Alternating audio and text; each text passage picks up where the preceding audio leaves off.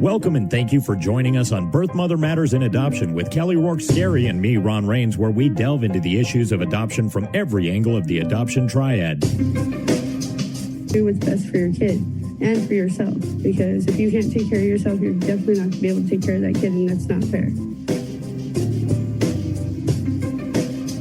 And I know that my daughter will be well taken care of with them.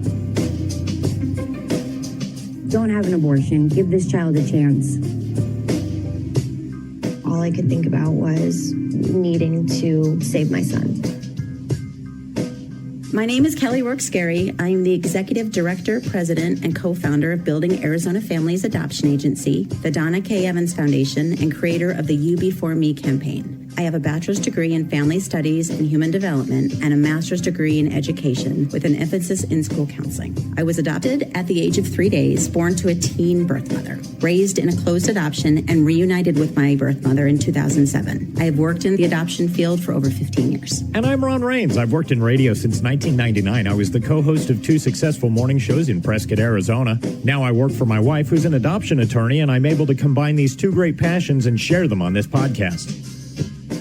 If you enjoy this podcast, make sure to rate and review us on whatever platform you use to listen to us, and follow us on Facebook, Instagram, and Twitter. Look for AZ Adopt Podcast. All right, we have a very special episode of Birth Mother Matters in Adoption today, and I'm very excited because this is my favorite person on the planet. She pretty much has to be because she's my wife, and so I'm very pleased to introduce to you Lisa Simpson, the attorney for Building Arizona Families. You do most, if not all, their legal work. Is that correct? That is correct.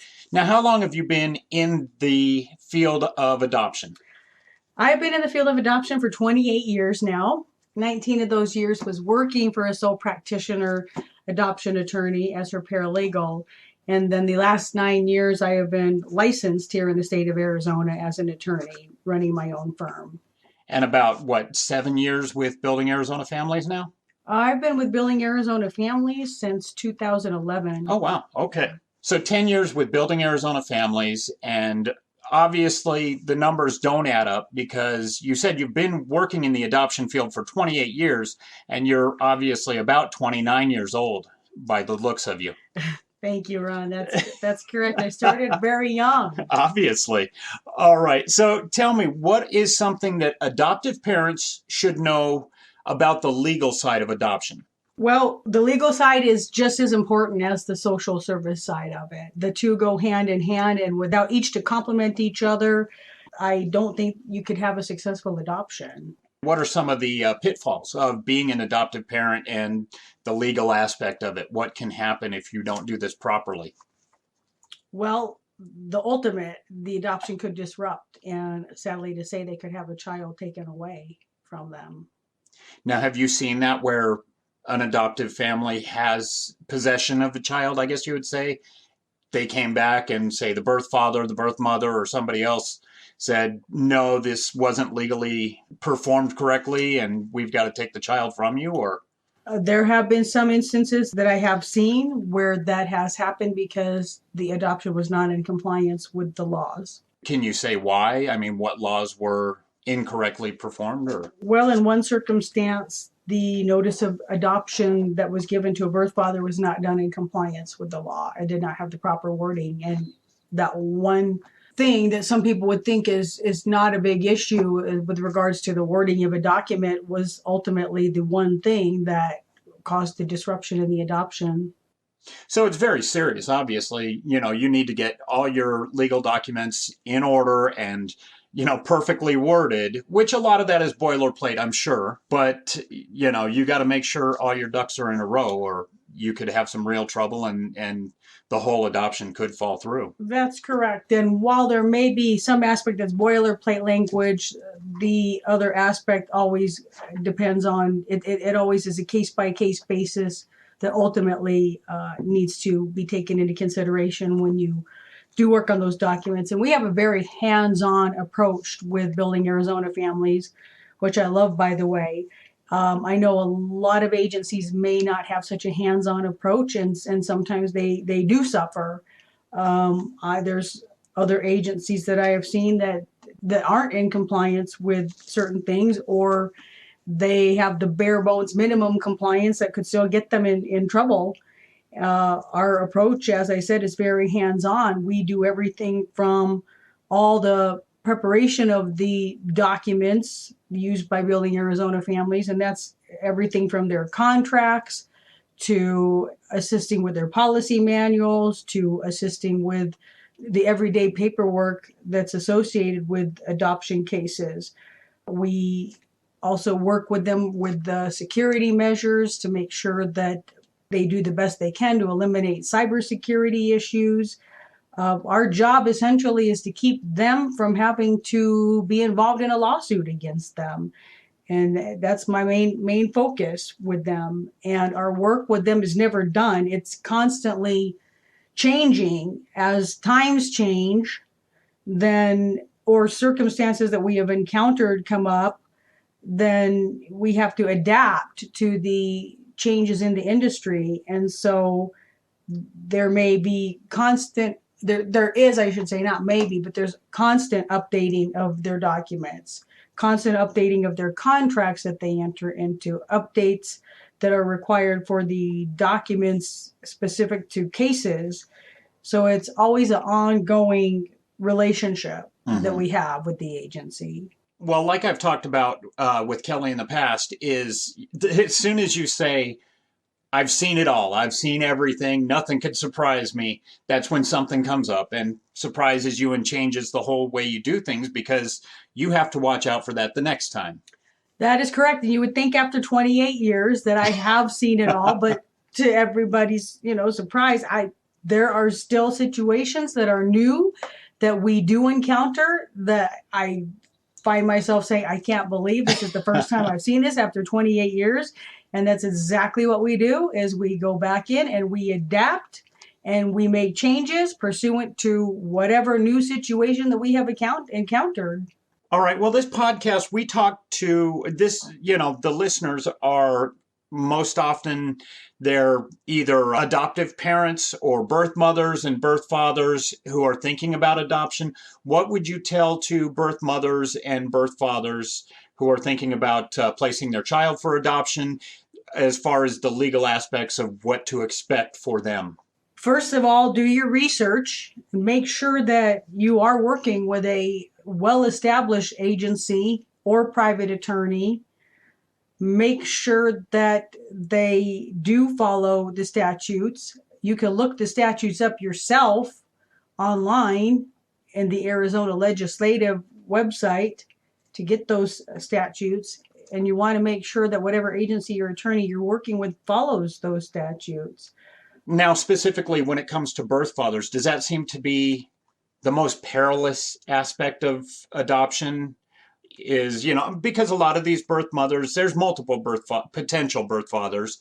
And so, one of them could come back and say, wait, I don't want my child going somewhere else.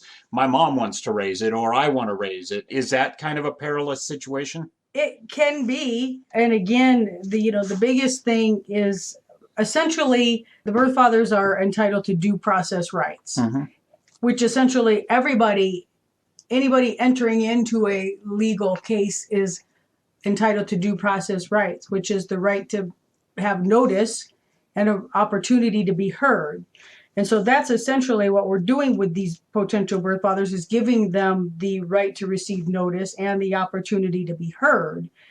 It's very important to make sure that every single potential father is involved in the process and has those rights. And that is where it can be complicated. And that's where it does take a lot of combined legal and social service expertise. We work together hand in hand. The agency does the interviewing of the birth mom, make sure that the information is correct.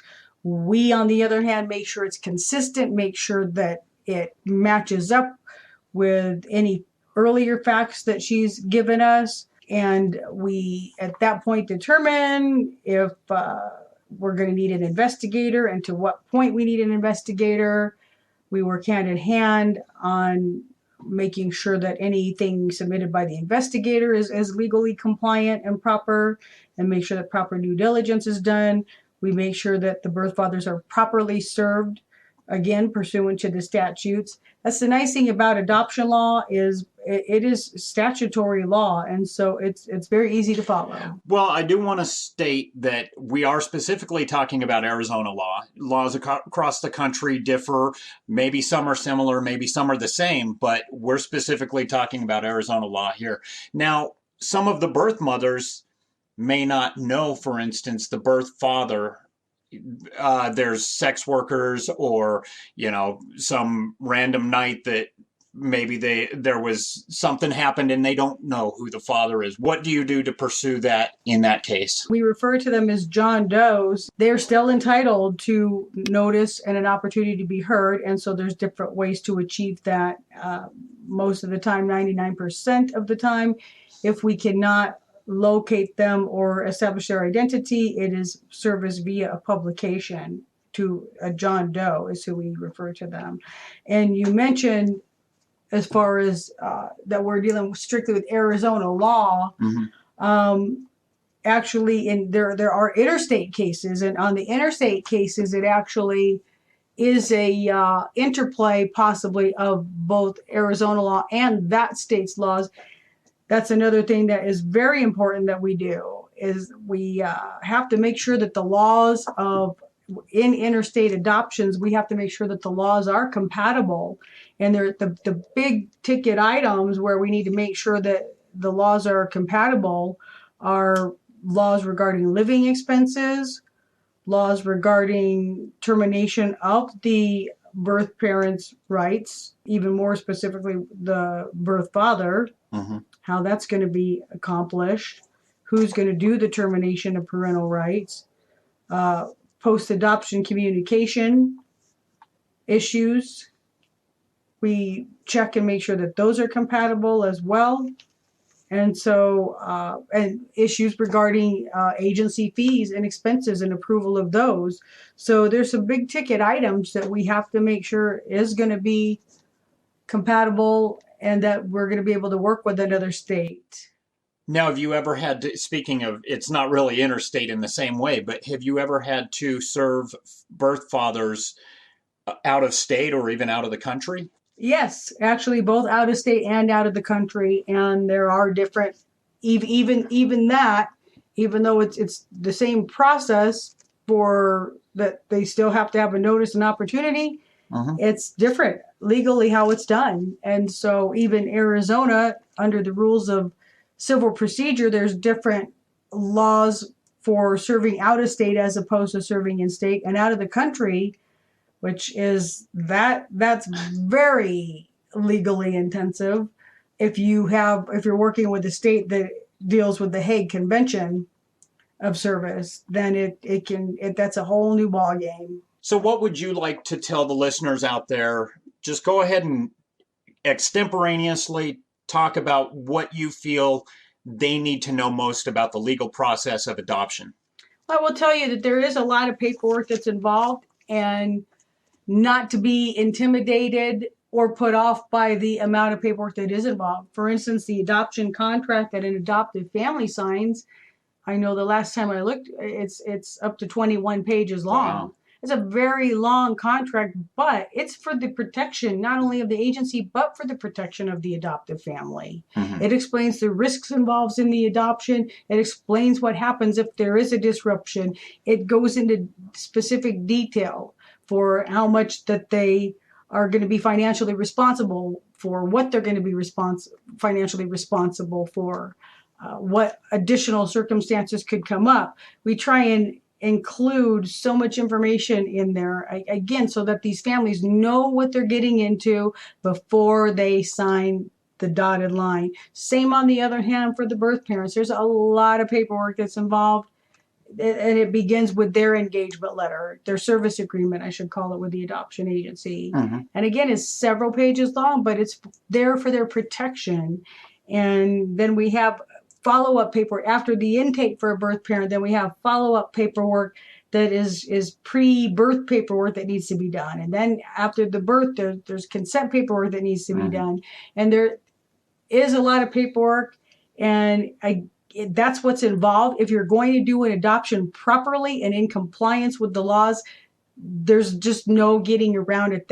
There's a great deal of amount of paperwork that's involved.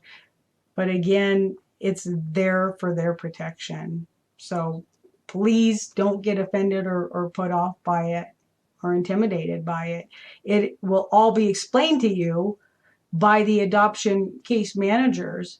And I'm happy to explain documents as well. And sometimes when the adoption case managers have had an issue where it's not coming across clear, then they'll get me on the phone and I'll help to explain it as well. We're all here to work together and cooperatively to help. And I think that's what it boils down to when, this whole episode, it can be intimidating, just like when you're buying a car or buying a house. There is a lot of legal paperwork to go through, and it is all important, and it's important that all the information on this paperwork is correct, but it's just there for your protection. It's not like they're trying to secretly stick something in that paperwork to get you in the end. It's nothing like that. It's very important that you protect yourself, and that's what this all does. That is correct. Well, Lisa, thank you so much. I do have one final question, and I know the answer to this because I am married to you, but is it true that you did adoption paperwork for a dog?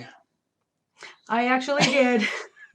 One of our dogs that we adopted together, our little rescue, one of our 3 rescue dogs who we love dearly, the veterinarian that had called us, as you remember, our little Maggie Simpson, part of the Simpson family. And I didn't want anything happening there as well. And so I drew up an adoption contract. Because you wanted to protect all parties involved. Exactly. We have a pregnancy crisis hotline available 24/7 by phone or text at 623-695-4112, or you can reach us on our toll-free number at 1-800-340-9665. We can make an immediate appointment with you to get you to a safe place, provide food and clothing, and help you get started on creating an Arizona adoption plan, or just give you more information. Check out our blogs on our website at azpregnancyhelp.com and follow us on Facebook, Instagram, and Twitter by looking for AZ Adopt Podcast. If you enjoy this podcast, make sure to rate and review us on whatever platform you use to listen to us. Birth, Mother Matters, and Adoption was written and produced by Kelly Rourke-Scary and edited by me. Thanks go out to Grapes for letting us use their song I Don't Know as our theme song. Join us next time on Birth, Mother Matters, and Adoption. For Kelly Rourke-Scary, I'm Ron Rains, and we'll see you then.